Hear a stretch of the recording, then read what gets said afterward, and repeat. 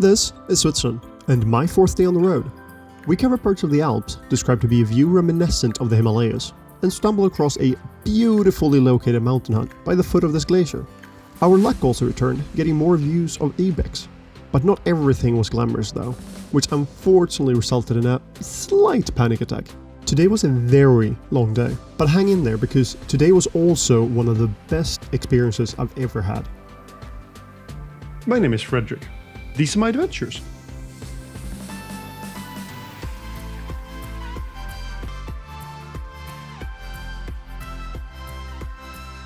Fourth day, everyone's miserable.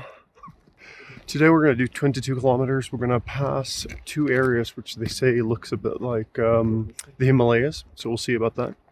Look, they're cuddling because they're a bit sad. It's a little bit painful. I'm certain this way, not that way. Never trust Pally's. He doesn't know how to read a map. There's a reason why this one is a bit angry today. Yesterday's like, oh, it's only like 100 meters left of ascent. It's still like 500 meters, which is a lot. That was the fun story of today. There are no fun stories of today. Yeah, now we're gonna start climbing. That's gonna be the second fun story. It's a kilometer straight up now.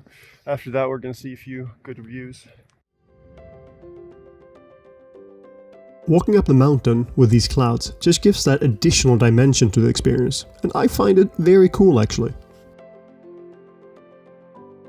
But eventually, reality hit, and the climbing started. Today we're going to one of the biggest glaciers in Switzerland. The first part in the morning is 1 kilometer up, and I've so far done 600 in 1 hour, so 3 kilometers and 3 kilometers and 600 meters ascent. As you can see here in the mornings, this is late in summer, so there's mist, and this was going to happen until noon, I guess, once the sun is strong enough to just burn everything away. So hopefully we don't get up to the glacier too early, because otherwise we're not going to be able to see anything. And up there, I've never been there before. It's not the part where I usually hike, but I've been on the other side, on the very bare side. So you always see this massive white cover, I guess, these huge mountains. So it's beautiful in the background. I think you're going to see that from the video yesterday. So hopefully we can get a good picture of it today as well. Before we get to the top, we got some glimpse of a glacier on the other side. And this glacier is called the Glacier, and it's known to have caused many deaths in the valley throughout the years. And this is because it could cause flash floods very quickly in the valley. In 1818, the last outburst flood occurred, killing 44 people. And to solve this, they drilled a hole through the glacier to limit the level of waters that could be accumulated.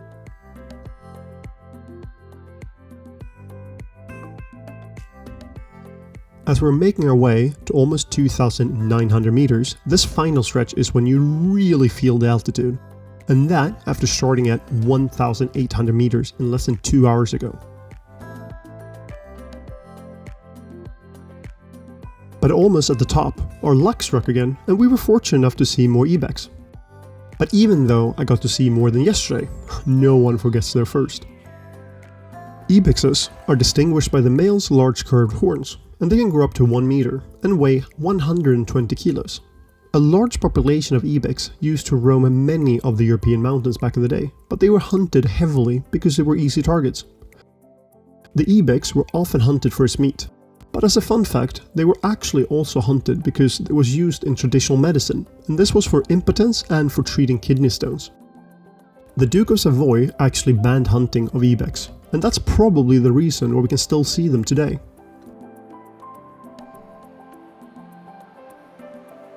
When we finally made it to the top, this stunning view of the Glacier faced us. It's a valley glacier in the Grand Cabine Massif, and it's 9.8 kilometers long, with an average width of slightly more than 1 kilometer, and this makes the full glacier cover an area of 17.4 square kilometers, which is the largest one in the Alps. The origin of the Glacier is at the northern slope of the Grand Cabine, and that's over 4,000 meters. Today, or highlight of the day actually, it's this part right here, which I have right behind me, and this is what we saw yesterday. So it was a kilometer ascent to get here, and it took me 2 hours, 6 kilometers. Totally worth it. What I could see, and what I've done a lot with my friends actually, is bringing a fondue set, because fondue sets are not that heavy. So what you can do is, you bring a fondue set, you bring wine, cheese, bread. You don't need that much more. I mean, whatever you want to carry, right?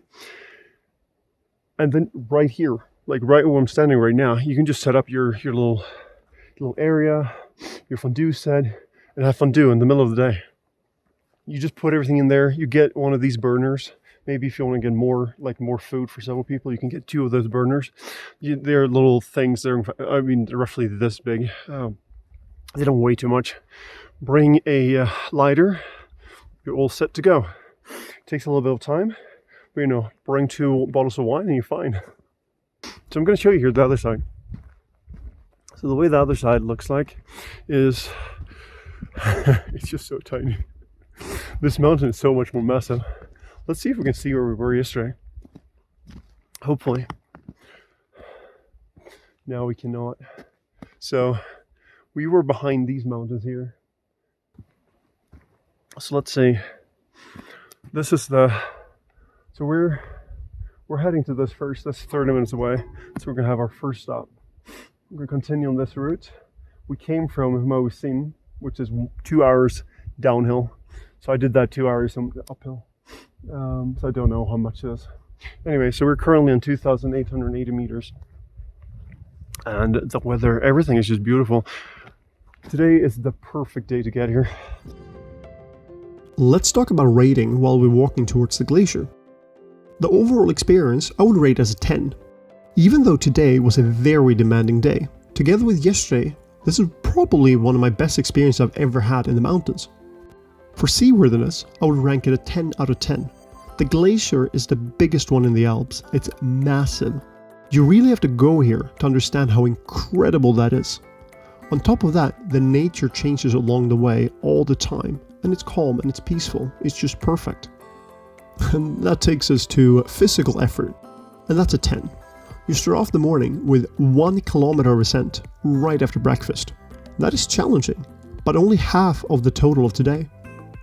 Compared to yesterday, what makes this a 10 is that at least 400 meters of elevation is right before you get to the finish. And having 2,000 meters of ascent in one day is actually pushing it. I want to highlight here that this is a subjective assessment, and of course you can do way more challenging things. And I did way more extreme stuff in the military, but for this effort scale, I've tried to assess what can be expected to be normal when you're doing a touristy hike.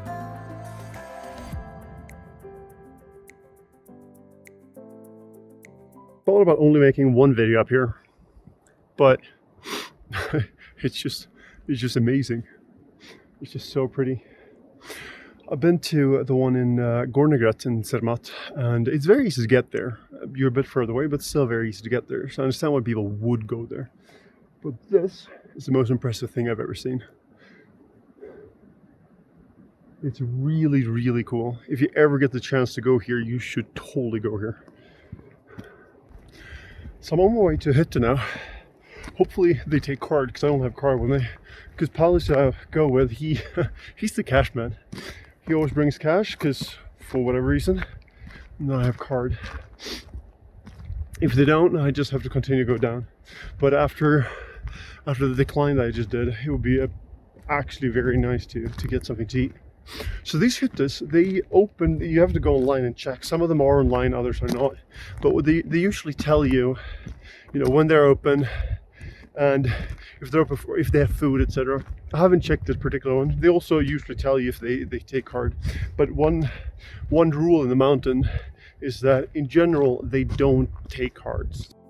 The last part before the mountain hut was a very pleasant stroll, but you're still walking on 2,700 meters or 8,800 feet, so you get affected by having less oxygen. This is Cabana FXB, and everything you just saw in this video can be observed from their hut. If you want to stay here, it costs 75 Swiss francs or $85, and that's with half board, but they only have dormitory. They do have drinking water here, but for a shower you will have to pay 5 Swiss francs. But that's in the summertime. In spring, their source of water is melted from snow, It's undrinkable and it's strictly rationed and no showers. As you can see, it's very basic inside, but they serve most things you can expect, including alcohol.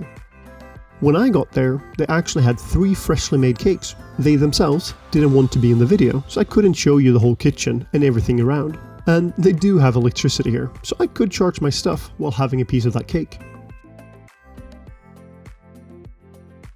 Today, our hike is 22 kilometers, and we cover 2 mountain passes, with the highest one on roughly 2,900 meters, and that's between Mauvesin and Cabana du Col de Mille. The fitness required for this hike is rated difficult, with 2,000 meters of ascent and 1,350 meters of descent, and this is over 9 hours of hiking time. So there's one thing here in the world that I'm very scared of, and my friends know what that is. It's only one thing, and that one thing you're going to see behind me. Heights. I'm incredibly scared of heights, and I did try to find an alternative route, but I couldn't find anything that would be possible within a day. Now afterwards, I have found a path, but it's a bit further down the valley, and it will add an additional 200 meters of ascent and descent to your journey.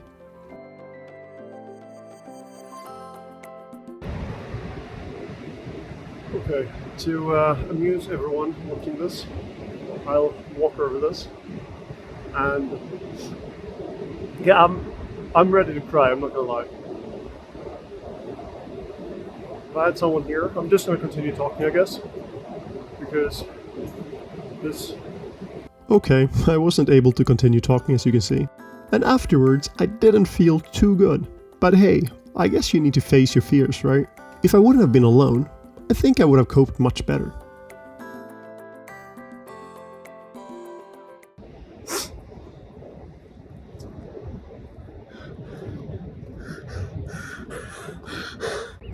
So I'm done panicking. So, the people from around here, they built this because the glacier that went down here, you used to go down all the way down to the valley and then climb up on the other side. But it was seen too unsafe, and therefore they had to build this extension bridge. And of course these things are very sturdy, and I mean, people use them every single day. I just can't manage heights.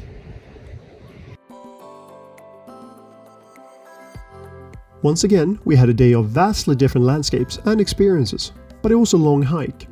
If you want to make this hike a little bit shorter and not take that hang bridge, you can probably get down to Fionnet in about 3 hours from that hut.